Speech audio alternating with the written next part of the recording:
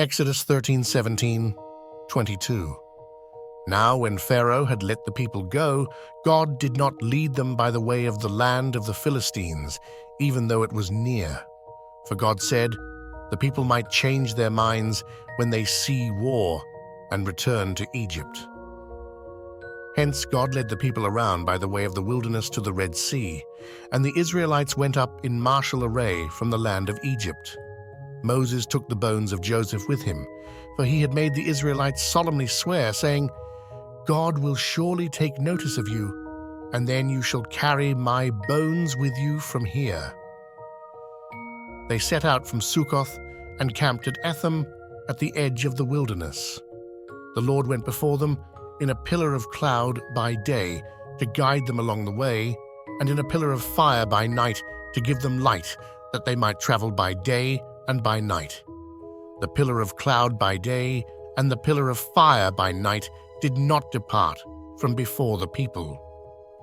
Psalm 78:38-43. But he, being compassionate, forgave their iniquity and did not destroy them.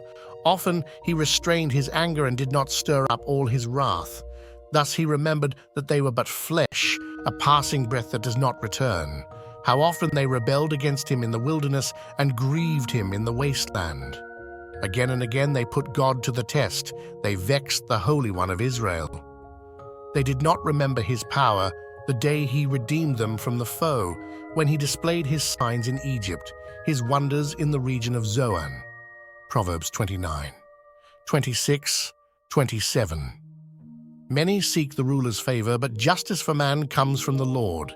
An unjust man is abominable to the righteous, and he who is upright in the way is abominable to the wicked.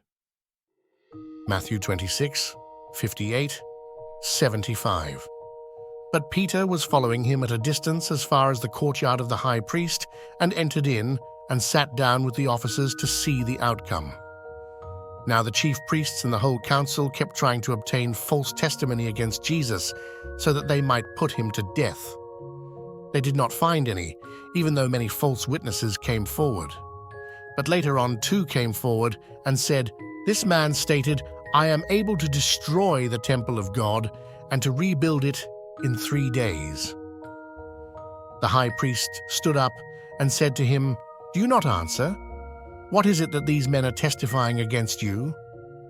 But Jesus kept silent. And the high priest said to him, "I adjure you by the living God, that you tell us whether you are the Christ, the Son of God." Jesus said to him, "You have said it yourself. Nevertheless, I tell you, hereafter you will see the Son of Man sitting at the right hand of power and coming on the clouds of heaven." Then the high priest tore his robes and said, "He has blasphemed.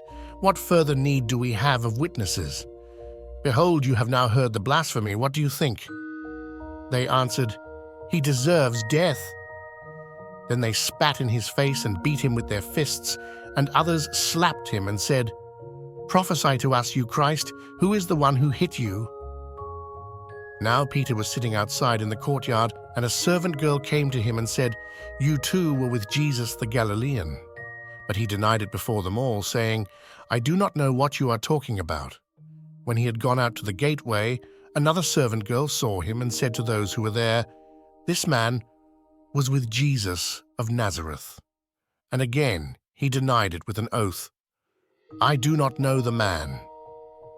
A little later the bystanders came up and said to Peter, "Surely you too are one of them, for even the way you talk gives you away." Then he began to curse and swear, "I do not know the man." And immediately a rooster crowed.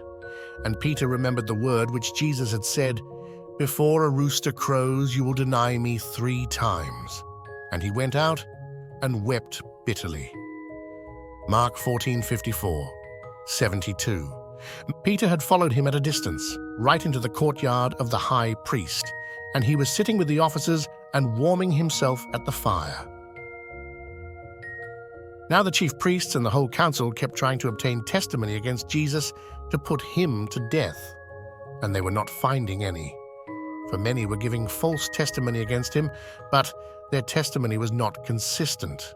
Some stood up and began to give false testimony against him, saying, "We heard him say, 'I will destroy this temple made with hands, and in 3 days I will build another made without hands.'"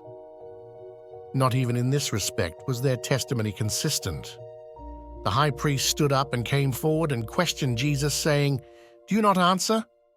What is it that these men are testifying against you?" But he kept silent and did not answer. Again the high priest was questioning him and saying to him, "Are you the Christ, the Son of the Blessed One?"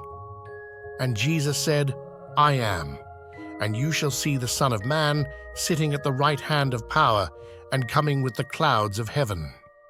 Tearing his clothes, the high priest said, "What further need do we have of witnesses? You have heard the blasphemy. How does it seem to you?" And they all condemned him to be deserving of death. Some began to spit at him, and to blindfold him, and to beat him with their fists, and to say to him, "Prophesy." And the officers received him with slaps in the face. As Peter was below in the courtyard, one of the servant girls of the high priest came, and seeing Peter warming himself, she looked at him and said, "You also were with Jesus, the Nazarene."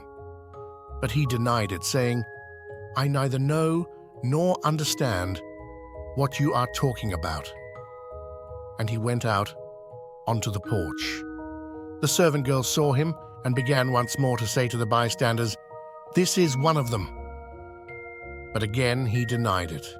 And after a little while the bystanders were again saying to Peter, "Surely you are one of them, for you are a Galilean too." But he began to curse and swear, "I do not know this man you're talking about." Immediately a rooster crowed a second time, and Peter remembered how Jesus had made the remark to him, "Before a rooster crows twice, you will deny me 3 times." And he began to weep.